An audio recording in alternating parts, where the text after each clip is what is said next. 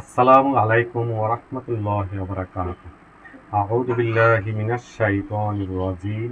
বিসমিল্লাহির রহমানির রহিম।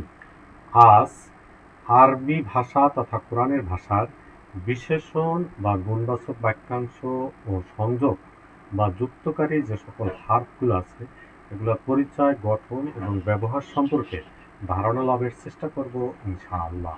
শুরুতে আমরা মুরাক্কাবুন তাওসিফিউন অথবা গুণবাচক যে বাক্যাংশ আছে এটা সম্পর্কে বোঝার চেষ্টা করি। গুণবাচক বাক্যাংশের দুইটা অংশ থাকে। প্রথম অংশকে বলে মাওসুফ এবং দ্বিতীয় অংশকে বলে সিফাত। মাওসুফটা কি? যার গুণ বর্ণনা করা হয় তাকে বলে মাওসুফ, এবং যা কিছু বলা হয় সেটাকে বলে সিফাত। অর্থাৎ মাওসুফ সম্পর্কে যা কিছু বলা হবে সেটাই হলো সিফাত। আমরা একটু উদাহরণ দিয়ে বোঝার চেষ্টা করি।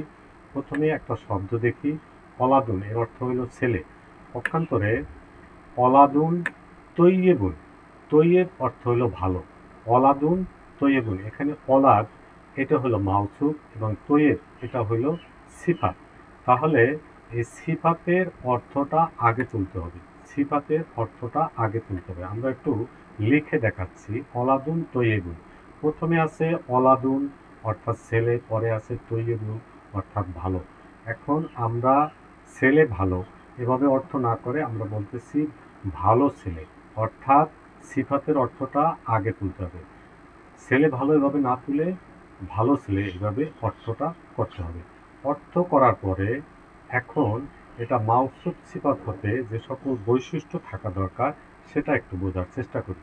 বা মাওসুফ সিফাত এটা চেনার উপায়টা কি? মাওসুফ সিফাত চেনার জন্য আমরা ইংরেজি একটা শব্দ দেখি, এখানে আছে GANI, সংক্ষেপে গানি। এটা কোনো শব্দ না, এটা কয়েকটা শব্দের প্রথম অক্ষরগুলা। তো জিতে কি?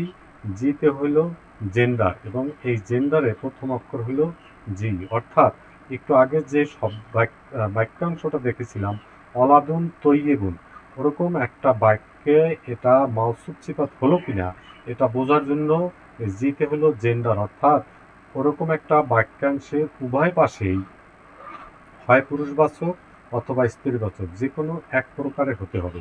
এরপর আর্টিকেল হলো নির্দিষ্ট বা অনির্দিষ্ট, অর্থাৎ উভয় পাশেই হয় নির্দিষ্ট হবে অথবা অনির্দিষ্ট হবে। তারপর আছে নাম্বার, নাম্বার হইল বচন, উভয় পাশেই হয় এক বচন অথবা দ্বিবচন অথবা বহু বচন হতে হবে। সর্বশেষ সর্বশেষ হলো ইরব, ইরব মানে কারক, অর্থাৎ জের জবর পেশ হারাকা বিশিষ্ট, অর্থাৎ একই ধরনের হারাকা বিশিষ্ট হতে হবে উভয় পাশে। এখন এই মাওসুফ সিফাত এটা চেনার জন্য, অর্থাৎ এটা মাওসুফ সিফাত হলো কিনা এরকম একটা বাক্যাংশ দিয়ে এটা আমরা প্রমাণ করার একটু চেষ্টা করি।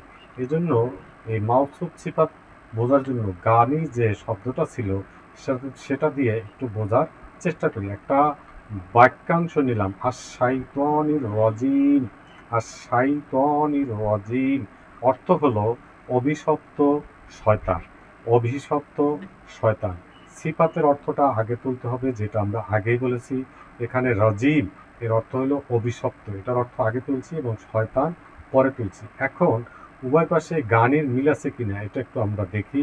প্রথমে যে বৈশিষ্ট্য সেটা হলো উভয়টি পুরুষবাচক, অর্থাৎ আর শয়তান আর রাজিম দুইটাই পুরুষবাচক, অতএব এটা জেন্ডারে মিলে গেছে। এরপরে আর্টিকেল, আর্টিকেল হলো নির্দিষ্ট অথবা অনির্দিষ্ট।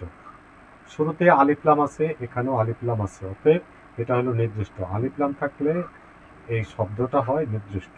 আর শাইতানি আর রাজিমি, তাহলে দুইটাই নির্দিষ্ট। 3 নম্বর আছে নাম্বার, অর্থাৎ বচন বা সংখ্যা, তো উভয় পাশেই এক বচন, অতএব এটাও মিলে গেছে। সর্বশেষ হলো ইরাব, উভয় পাশে জের আছে, আর শাইতানি আর রাজিমি উভয় পাশে যেহেতু জের আছে অতএব বোঝা গেল বা এটা প্রমাণিত হলো এটা মাওসুফ সিফাত হয়েছে। এর কোনো একটা বৈশিষ্ট্যের যদি ব্যত্যয় ঘটে তাহলে মাওসুফ সিফাত হবে না। এখন আমরা মুরাক্কাবুন আতফিউন বা কনজাংশন বা সংযোগকারী যে বাক্যাংশ আছে এটা সম্পর্কে একটু বোঝার চেষ্টা করি। সংযোগ যদি ঘটাইতে হয় তাহলে দুই পাশে সংযোগ ঘটাইতে হয়, মাঝখানে একটা কিছু এসে সংযোগ ঘটায় এবং তার দুই পাশে দুইটা অংশ থাকে। কি থাকে এটা একটু দেখি। প্রথম অংশ যেটা থাকে সেটাকে বলে মাতুফ আলাই, এবং মাঝখানে যেটা থাকে সেটাকে বলে হরফে আত, এবং সর্বশেষে যেটা থাকে সেটাকে বলে মাতুফ। এখন আমরা একটা বাক্য লিখে তার মধ্যে বোঝার চেষ্টা করি। এখানে আছে লাহুম মাগফিরাতুন ওয়া আজরুন আযীম। এই যে একটা বাক্যাংশ, এর অর্থটা হলো, বা দুইটা বাক্যাংশকে অ দিয়ে যে সংযোগ ঘটানো হলো সেটার অর্থ হলো তাদের জন্য রয়েছে ক্ষমা ও মহাপুরস্কার। লাহুম তাদের জন্য রয়েছে মাগফিরাতুন ক্ষমা, ওয়াও অর্থ এবং, আজরুন আজিম মহাপুরস্কার বা বিরাট পুরস্কার বা বড় পুরস্কার। এখন এই তিনটার কোনটার কি নাম? প্রথমটা লাহুম মাগফিরাতু, এটাকে বলে মাতুফ আলাই, এটাকে বলে মাতুফ আলাই, এবং আজরুন আজিম এটাকে বলে মাতুফ। এই যে দুইটা বাক্যাংশ, এটাকে এই হরফে আত এসে এটাকে সংযোগ ঘটাইছে, তাহলে এই অটা হলো হরফে আত, এবং মাতুফ আজরুন আজিম এটা হলো মাতুফ। এই দুই পাশে দুইটা এসে হরফে আত এটা এসে সংযোগ ঘটায়। এরকম 10টা হরফে আত আছে। ইনশাআল্লাহ লাইভ ক্লাসে আমরা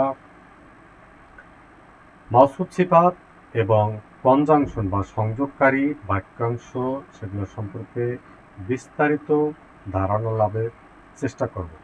জাযাকুমুল্লাহ খায়ের। সুবহানাকা আল্লাহুম্মা ওয়া বিহামদিকা আশহাদু আল্লা ইলাহা ইল্লা আনতা আস্তাগফিরুকা ওয়া আতুবু ইলাইক। আসসালামু আলাইকুম ওয়া রাহমাতুল্লাহি ওয়া বারাকাতুহু।